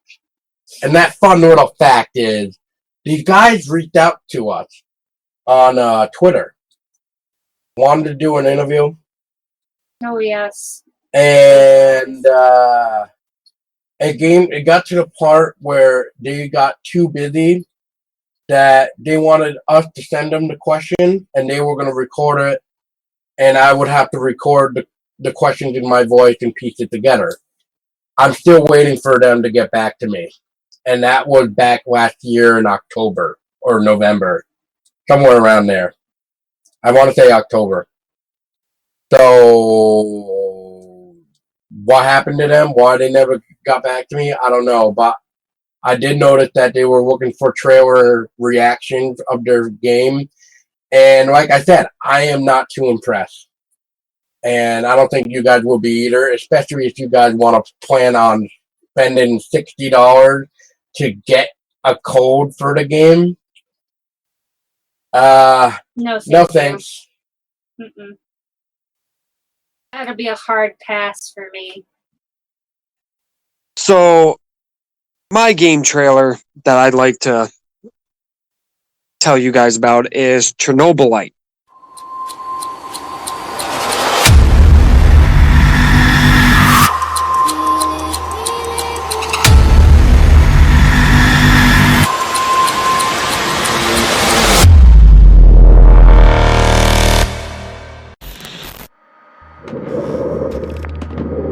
Chernobyl. It took everything from me. everything but my life. Now, it has come back for it.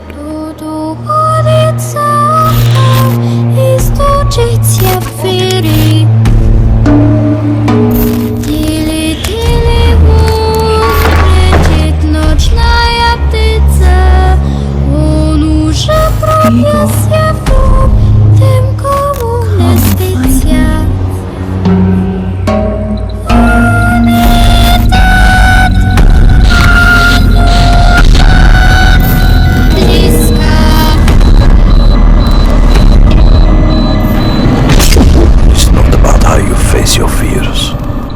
It's about how you survive them. This is my first video game trailer. Chernobylite is a science fiction survival game developed by the Farm 51, the makers of Deadfall Adventures and Painkiller, which I've played both of those and they are amazing.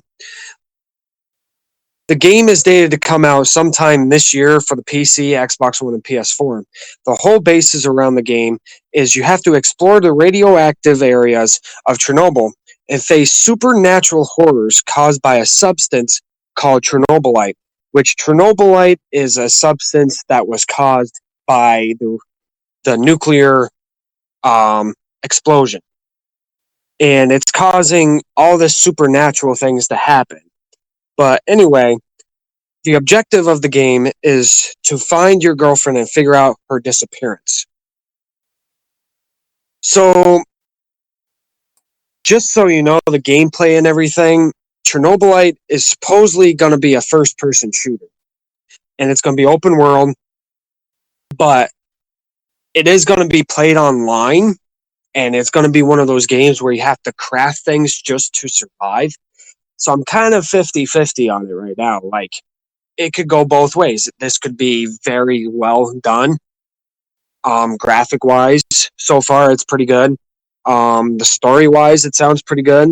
But also the whole mechanics, it's going to sound kind of complicated. So I'm kind of 50-50 on it. I have to wait to see how it comes out.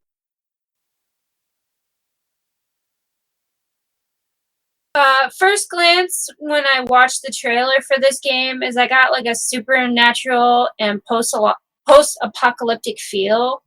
It looks like something I would play personally. It does look pretty good.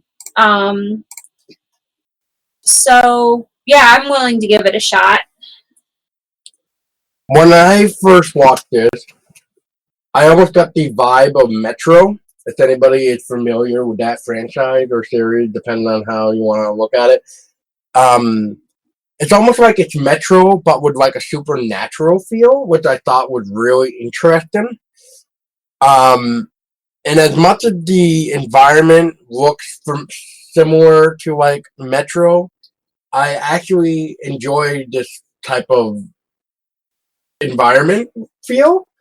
Like, it's nice and quiet, it's nice and calm, even though it seems like it's like a post-apocalyptic type of thing, or maybe it's just not like an apocalypse type thing. I'm not quite sure, because like I said, it kind of feels like Metro, but it's almost like with supernatural.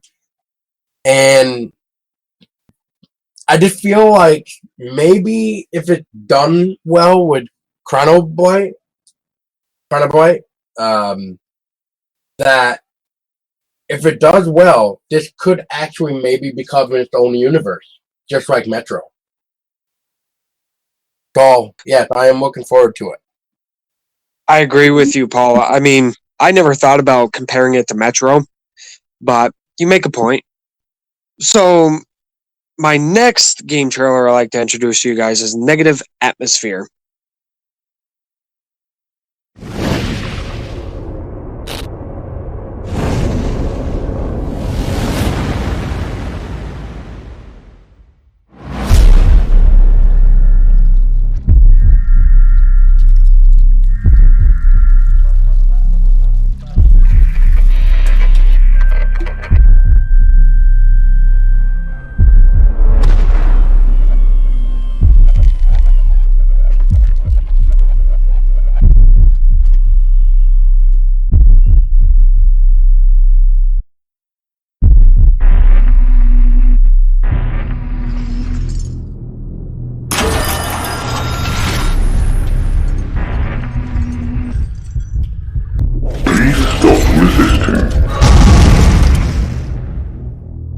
Commencing termination routine.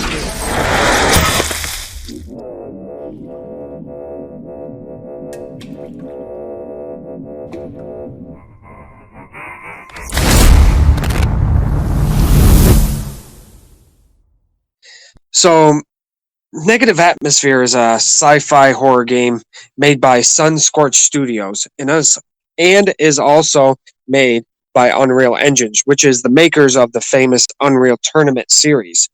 Its release date is just like Chernobyl Light.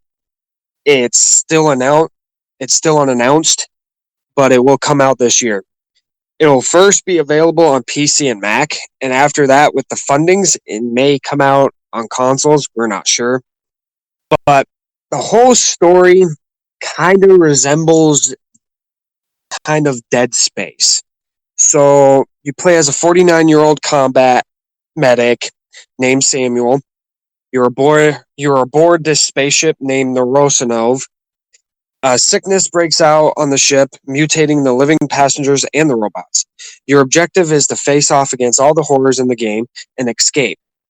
So, like I said, it has that Dead Space vibe, and it really resembles a lot of Dead Space, like the outbreak on the spaceship.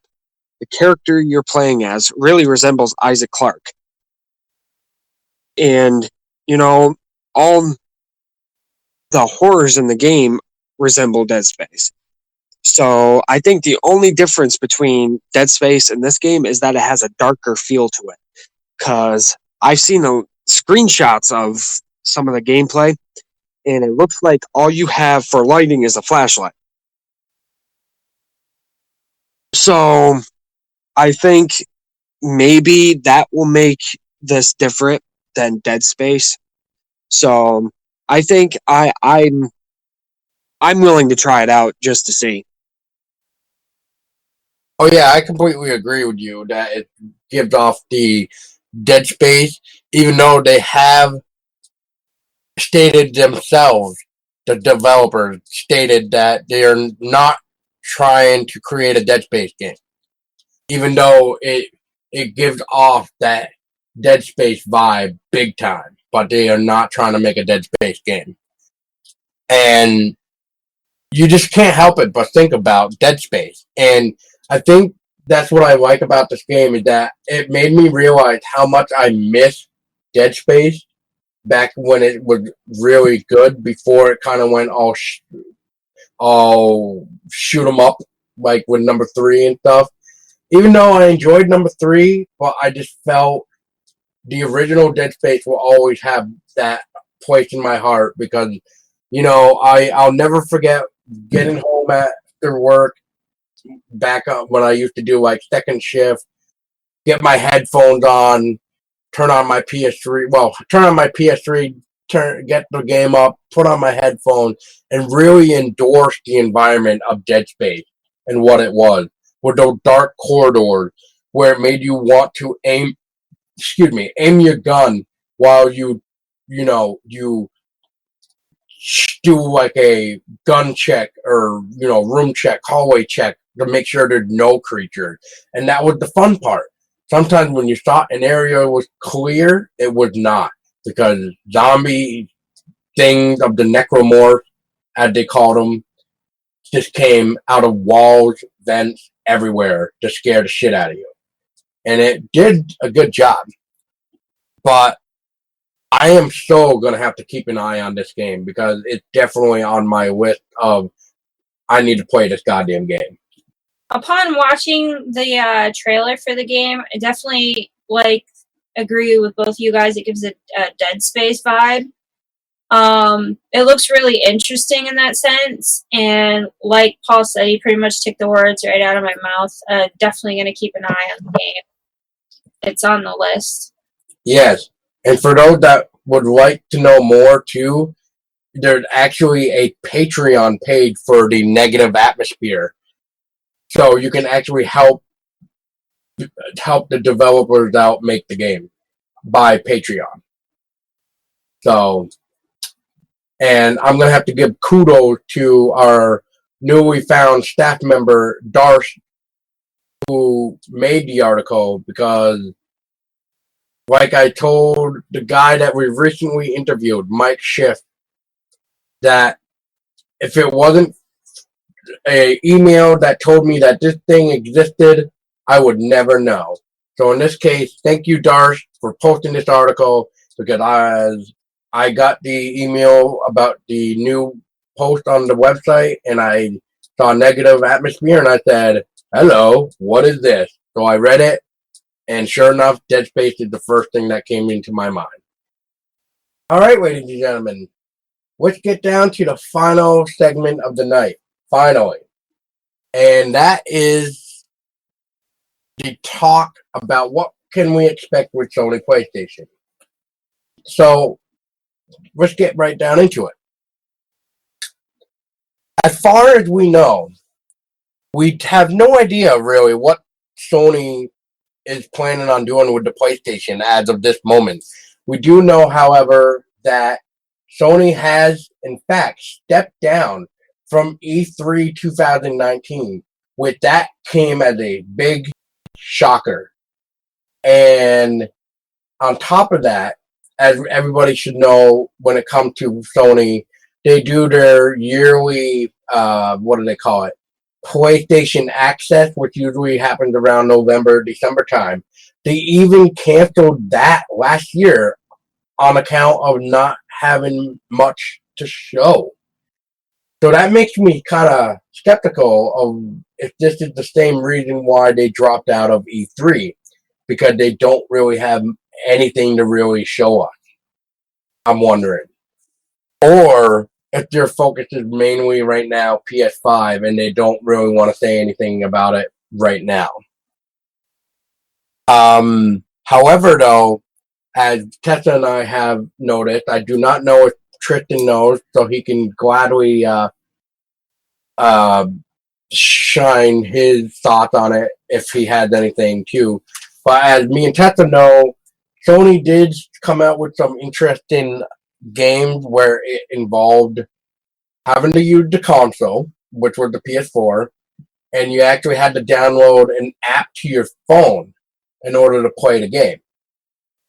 I forget exactly what they call it, but it's like a Go Play, or not Go Play, but something Play. I forget the name of it right now. Of how they Play? What? Play? Something like that.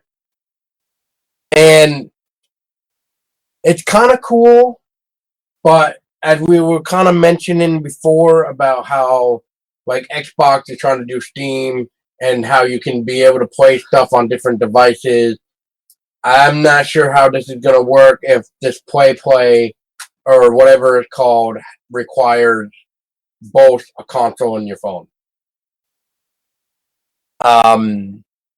As we also know, too, when it comes to something like the streaming console service, as this generation seems to be headed into, everybody should know Sony doesn't really like to do much with other platforms unless it's very small and simple, I guess, for lack of wording right now.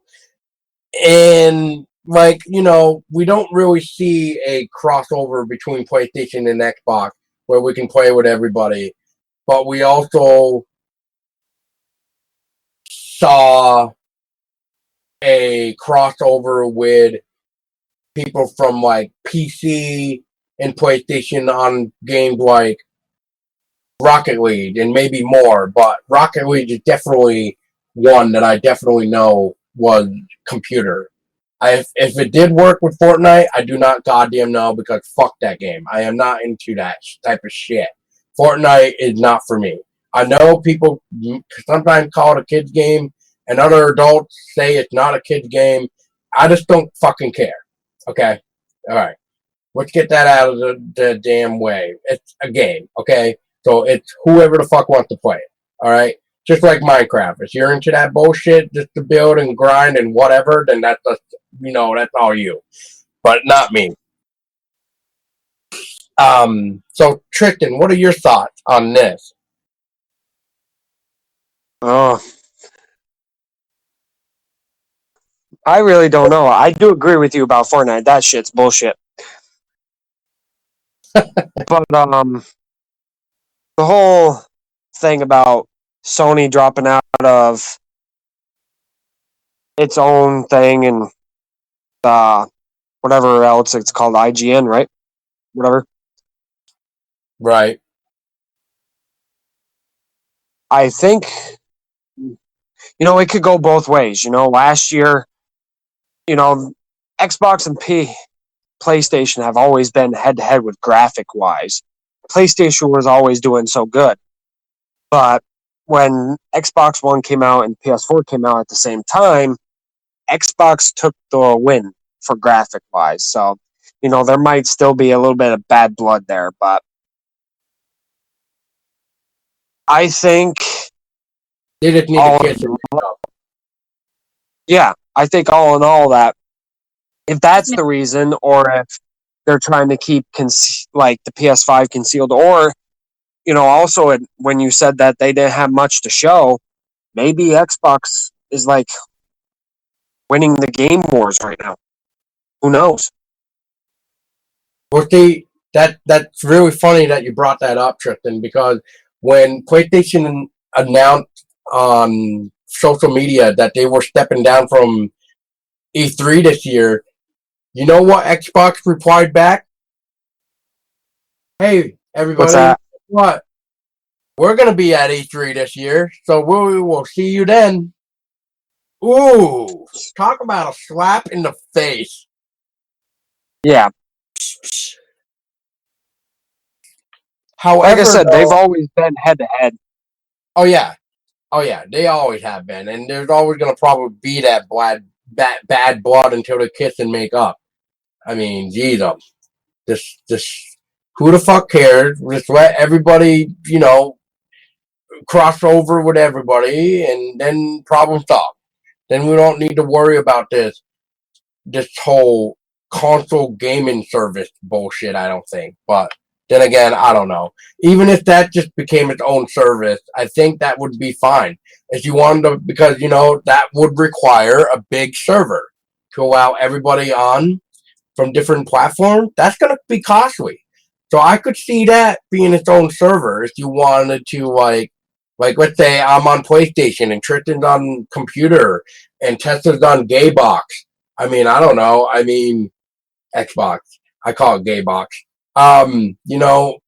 Maybe there's that one service that we could pay, I don't know, $10 a month for, where us three can get together on 3 different type of consoles, if you want to call PC a console. Because, I know how everybody can be sometimes. But anyway, getting back on topic, spend $10 a month, and now all of us can play whenever we want together on whatever game. That's the way it should be. But it does come with a cost. Maybe. And that is a very interesting part that I kind of don't agree with the wording of this article. And Tristan, you read the article, right? Yeah. So what were your thoughts near the end of the article when I quote, when the website itself, I believe it's them talking now, they stated their opinion, and their opinion was, and I quote, no, physical media isn't going to entirely go away. And then in parentheses, much like it hasn't gone away with movies or music. I find that part in the parentheses completely wrong. A lot of people nowadays prefer streaming the music and streaming the movies than actually going out and buying physical copies. That's why a lot of bands nowadays are pushing the whole digital media. That's why a band that I love to listen to, that is not really metal, but is more like a classical rock. Last year, when they put out their album, it was digital only. There was absolutely no physical at all. And that saddened me. But it was their decision because of the ever-growing digital media. So Tristan, I guess what I want to know is, when you read that, did you agree with that, or are you with me that it seemed to be not true? I was with you on that because I even do the same thing. You know, I rather pay $10 just to listen to any song on my phone than going out and buying a physical copy just for a few songs when I can just pull it up really quick and easy. So you're actually with them then? Yeah, you can say that. Yeah, I don't know. It's Like, one of those things that's very confusing. right, but I really think, in a way, physical media is slowly dying. And it's because, like we just stated, and just like what you stated, we can just literally sit home, become fat, and just listen to everything on our phones and buy everything on our phone, rather than getting off our lazy fat asses and going to the store and actually supporting the physical media. Yes, it can be a pain to having to leave your home and socialize with people, or you can just be like me and just be the hermit crab, go outside, just get what I went to go get, and then just fucking come back home. And that's it. Babe, now what are your thoughts on the physical media? Do you feel like physical media is dying in a slow way? Or what do you think? What are your thoughts on this? I think that it is in fact dying out, and everybody's so freaking wrapped up in their damn phones. It's like they're becoming technological zombies, and they're not going out and doing things in the outside world anymore and contributing that way to be in it, to be in a physical media kind of thing, or digital, yeah. Now, another thing, and my final thing here, before I will state my final thoughts on this whole bullshit of the topic we just were talking about. The last thing, too, that they mentioned, which I found very interesting, and because they worded it just enough, is that developers and publishers want you as part of their game long term in, quote, games as a service, unquote. Console manufacturers want you as part of their ecosystem. That means a, quote, consoles as a service, unquote, approach.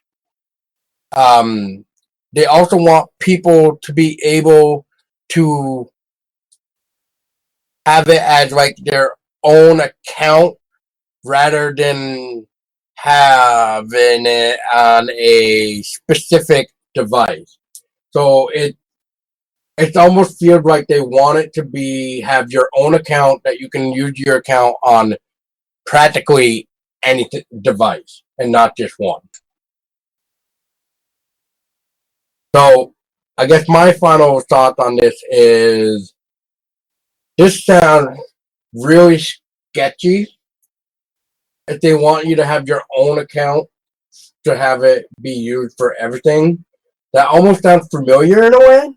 Like we already have something similar to this, but I can't quite point the finger to what exactly I'm trying to think of at the moment, so I can't say too much more of this.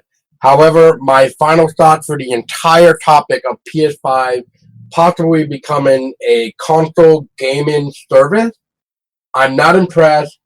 I don't think I'm going to be part of the PS5 generation, and I think PS4 will definitely be my last generation.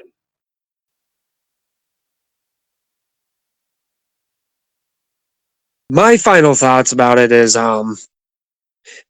just all in all, it's a bad idea. It's going to be too expensive to pay for a service, to pay for online, to pay for the console. It's just going to, I bet you all that together, going to be over $600. Because usually when a new console comes out, it's like $400. So I think, I agree with Paul. I think the PS4 is going to be my last generation.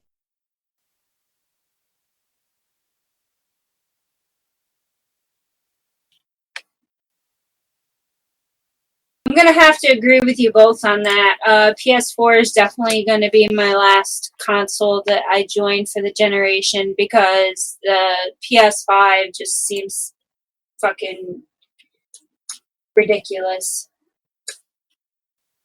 Yeah, and Tristan brought up a really interesting point, and I'm actually trying to look for something right now on PlayStation Store's website, and if I can get a quick idea of something, but I'm having trouble pulling it up, it seems like, which is interesting. Let me see here.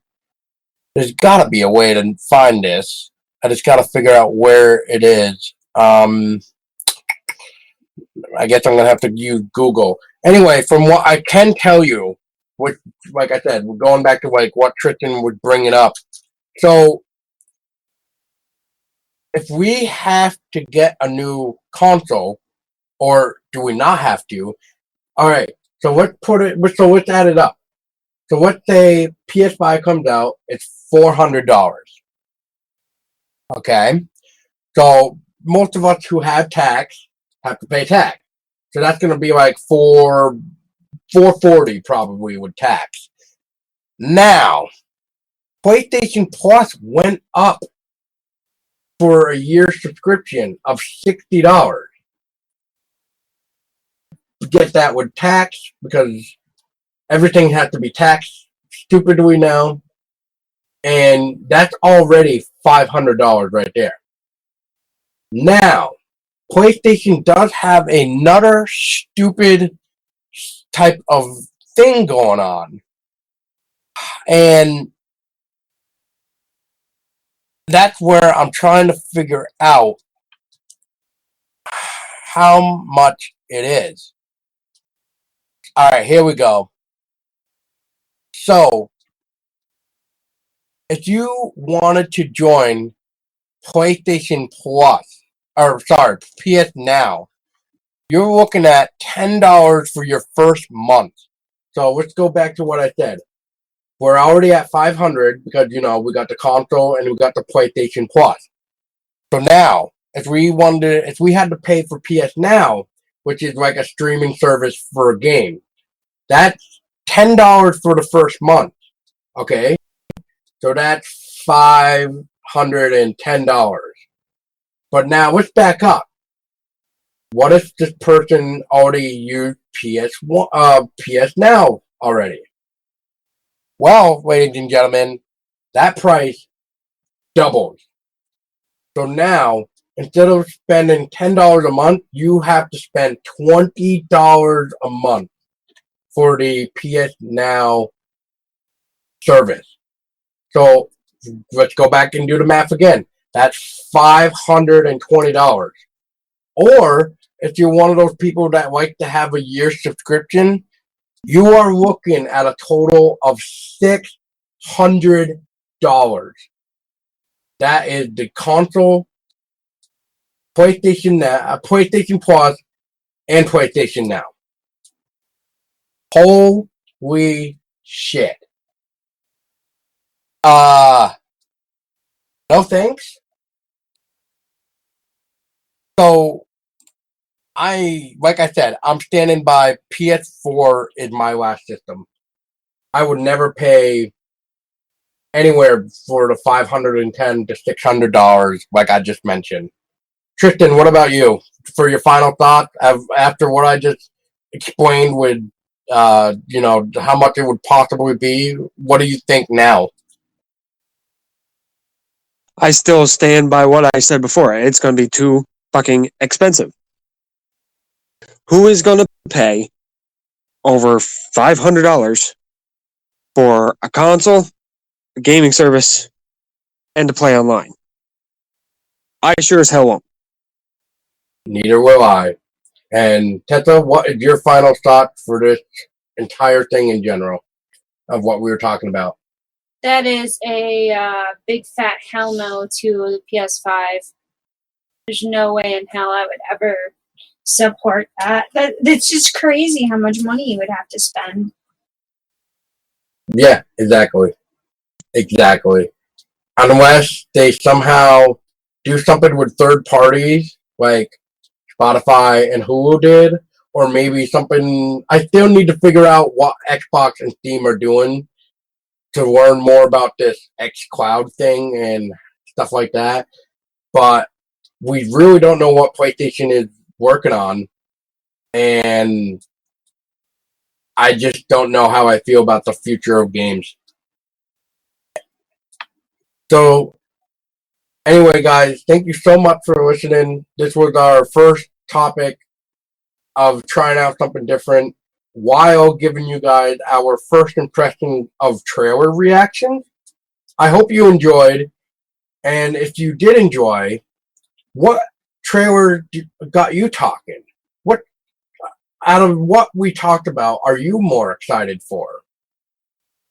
We would like to know in the comments below, or message us and let us know what you think. Share it if you like it, and if you're listening on any platform that you can rate us, rate this episode or rate us in general. Let us know how we are doing. And until next time, I was Paul Dolsky. And I'm Tessa Baker. And I'm Tristan Knott. And like always, people, stay scared.